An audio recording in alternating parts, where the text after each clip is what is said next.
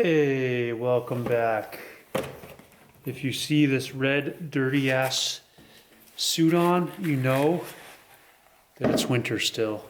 So what I've got here is an M3 wing. This is a fiberglass wing. It's made by BMP in the UK. It's pretty much the standard for racers that don't want to use an OEM wing or simply can't. There's no need to if you're racing, because you need to attach a motorsport part to it. So here's what it looks like. It's got these two studs, and you can see they do such a nice job. It needs finish work, obviously, but their vacuum bagging so good it picks up a part number from the original part off which it was made. This particular wing has 4 sections here of 3 bolt holes. So 1, 2, 3, you get the idea. So the idea here will be to take the spoiler element. Let me turn your attention over to here. Imagine if I had a camera person.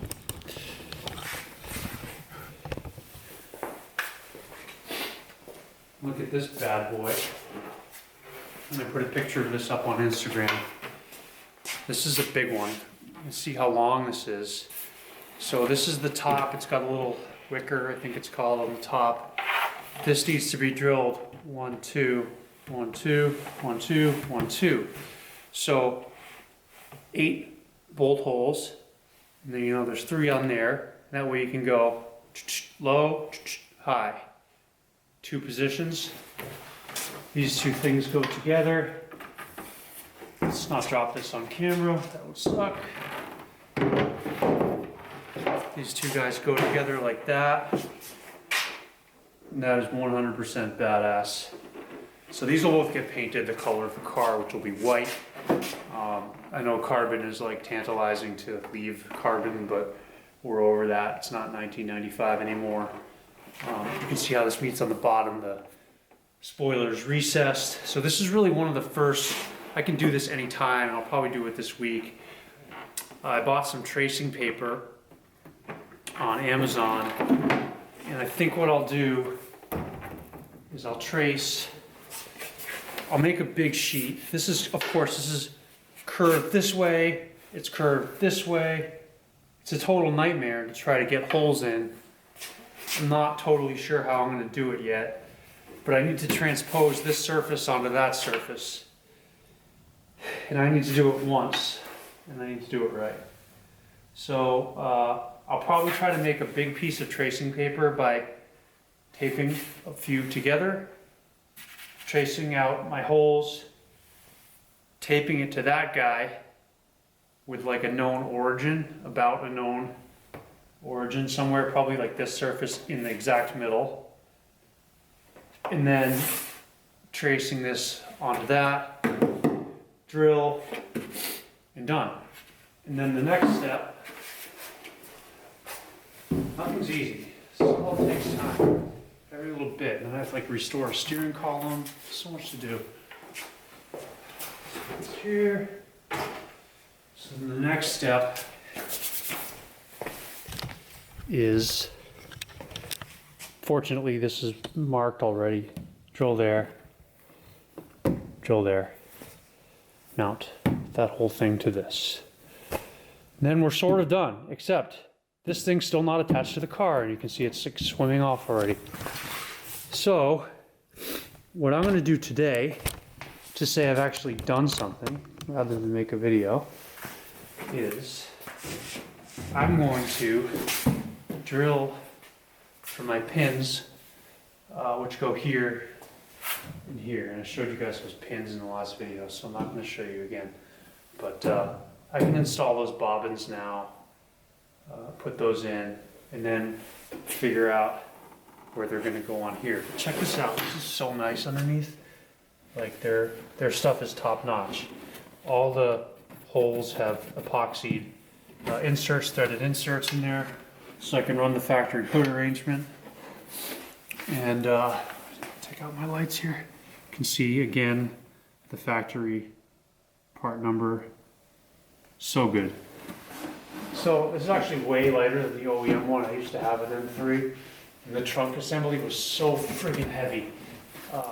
All this stuff is very light, which is another advantage to getting something aftermarket. But I'm not doing that everywhere, just back here. So that's going to be today's project, probably as well as attaching the belt support out and back. So follow along on this adventure. Step 1. What does Tonvink do? You might be able to see in this picture, just under here, there's a little sign of a spot rivet.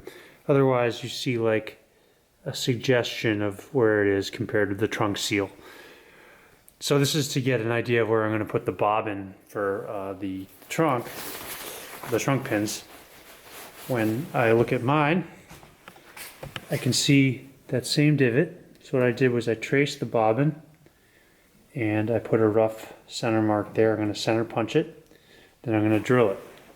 Because this other side doesn't have that little reference spot weld, and I will agree that the spot welds in these cars aren't all in the same place. This one happens to look extremely close to where Ton's was, so I'm going with it. I'm going to measure the distance between this and like a known surface, probably there, and then I'm going to transfer it to there, not using my finger. And then we're going to center punch that, and we're going to mark it, and we're going to drill it. So that's step 1. Let's get to work. This is hilarious. I just tried to measure in a few different ways. One, try to hold this thing. One from this crease, just to like average to that hole that I marked, to the marker dot. This little crease. Then I did it as I explained I would before, from this flat on the fender. That's ultimately what I used for reference. I referenced it the same way off this, but I tried to get an average of a few just to make sure I was right. I measured off this crease and it was different. And I was like, what the hell? Let me measure off the center, off the hinge. I'll try and average this way, and then I'll go this way. And holy crap, the hinge isn't in the middle of a trunk. Who would do that? Look how far off it is. Never noticed. The hinge is way off the middle. How many E30 owners noticed that their car is designed that way? And why? Why would you not put that in the middle? That is the strangest thing. I'll get over it. Onward.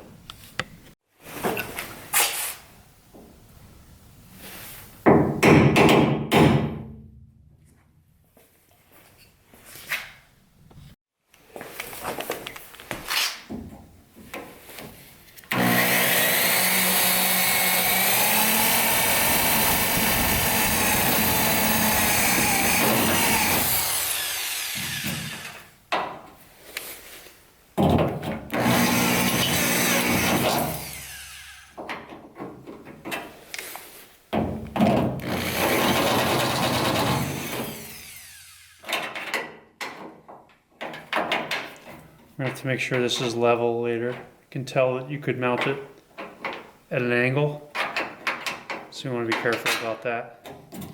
Next one.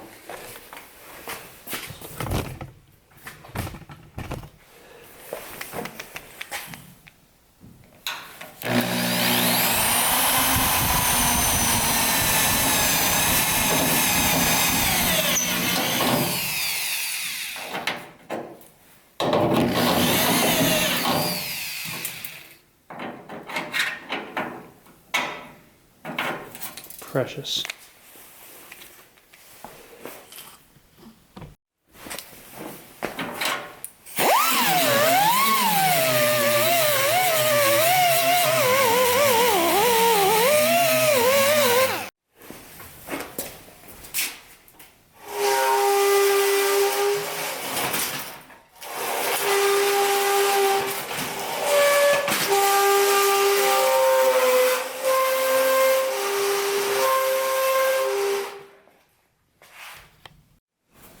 So I've got the surface prepped with a red pad. Now I'm going to prep this, clean this off with my fresh brush here. Get ready to weld. I dragged the MIG welder all the way over here, set it up, plugged it in. I said, what are you doing? You bought a TIG welder to do this, so why don't you make some TIG welds? It's something that BMW didn't really do back in the day. Pretty much everything was MIG welded. Certainly everything that mattered appears to be MIG welded. Let's just hope for their sake it's MIG welded. So let's do this. Ein Moment bitte. I've got the gas on, which is always a fun one when you forget to turn it on. Got my foot pedal down there. Got my helmet. Ground is on the bumper bracket. I'm hoping that's going to work, or else I'll just sand another spot for that. Helmet. I'm going to tack a little piece on so I can get it level, then I'll finish welding it.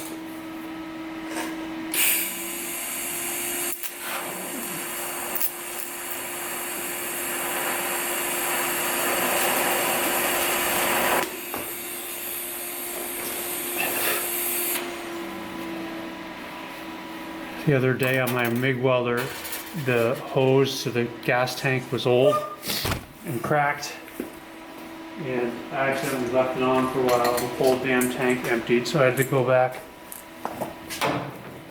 to the welding shop and get another tank. That kind of sucked. So I looked again at Vinks, and it doesn't look like he made his totally level. Like he didn't. They are like a little bit of a kickback angle based on this surface. I'm gonna like meet it in the middle here by bending it back just a touch. The sheet metal is so thin that it can be manipulated later, but I don't think it should be kicked back, just in my opinion. And it's hard to tell if he did that to his, so. I don't really have to go all the way around this either, but we'll see how it goes.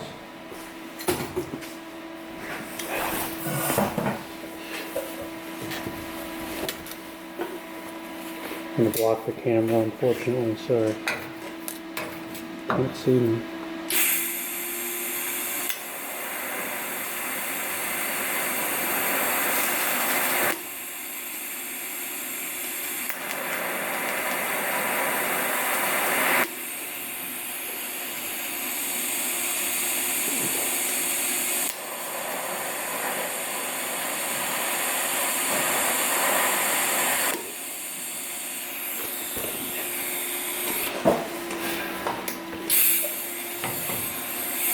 Sometimes if you hook the hose over your shoulder, it stays out of your work.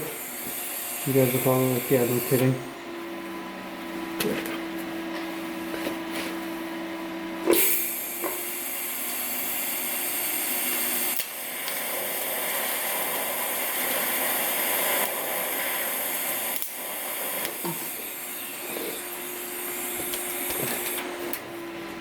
Move the camera. Intermission.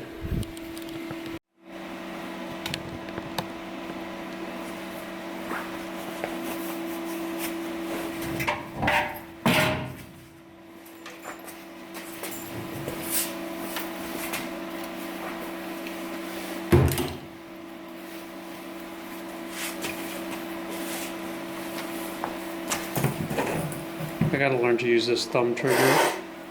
I'm not there yet. The amperage control is different. It's like you get 100% variation like you have with the foot pedal. So you would just click it and your settings have to be spot on the welder. Not that good at welding, so I like to have the foot pedal so I can vary my amperage. Pull my tungsten out.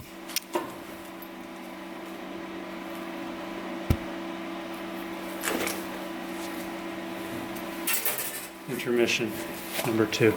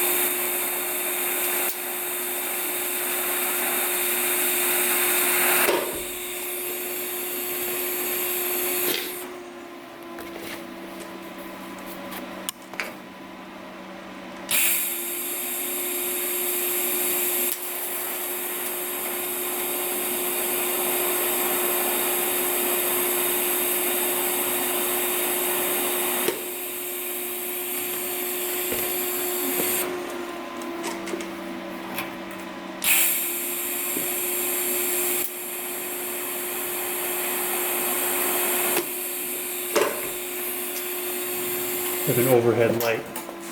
It's shining into the helmet. Makes it pretty hard to see, but that's pretty good. Getting a little better with this welder.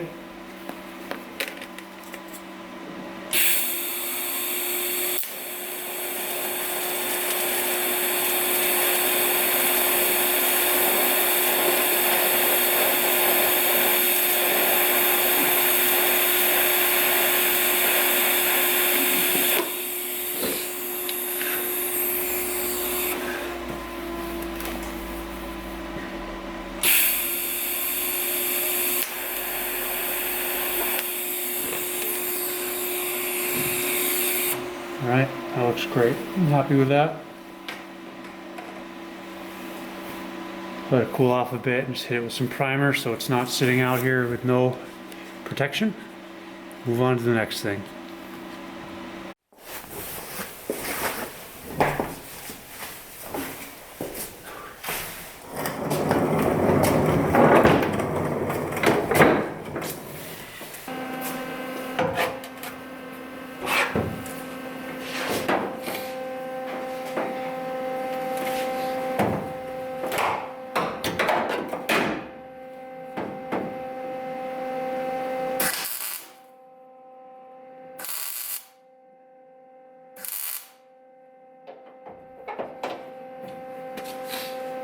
What I'm going to do here is tack everything. Try to tack each corner. Make sure everything's level.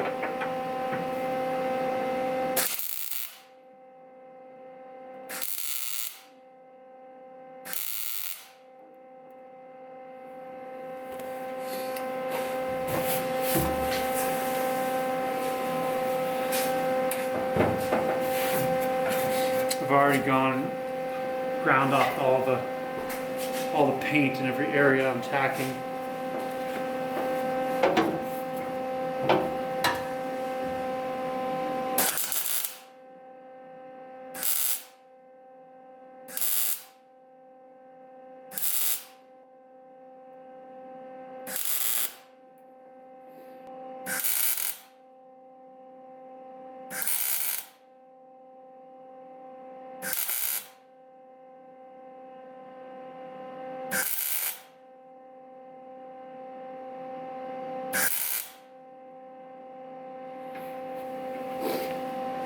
This doesn't fit totally flush to all the contours, it's really close. This is a weird way to end the video, but the battery died a couple days ago when I was recording that last clip you saw. Back again, this is a couple nights later. This puppy is tacked in for now, good enough for now. The pins, the receivers are in. Oops. So that's good. And then in the next video, I will drill the deck lid for the wing,